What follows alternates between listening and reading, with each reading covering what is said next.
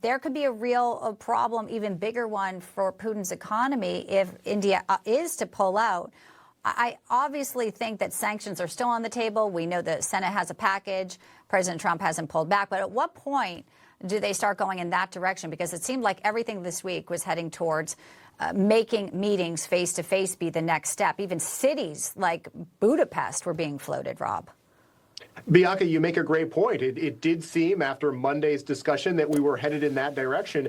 And now all of a sudden the Trump administration is looking at alternative measures, including putting pressure on India, perhaps putting some pressure on China as well, which we know are big trading partners with Russia. And Russia depends heavily on India, as you just articulated. And so if there are ways that the United States and President Trump can use some of those levers to bring Putin back to the table and put the pressure on him, I think it would be good to get the ball moving on this. We don't want to see an endless war in Ukraine. It's not good for the Ukrainian people. It's not good for that country's sovereignty. And so one of the other things that President Trump earlier did was make sure that the European leaders were coming to the table with greater commitments to the defense and the security of Ukraine. And we are still waiting details as to what those security guarantees might look like. But that's also upset the Russians. So we're in a state of a little bit of uncertainty right now as it relates to what the next step is in these peace talks.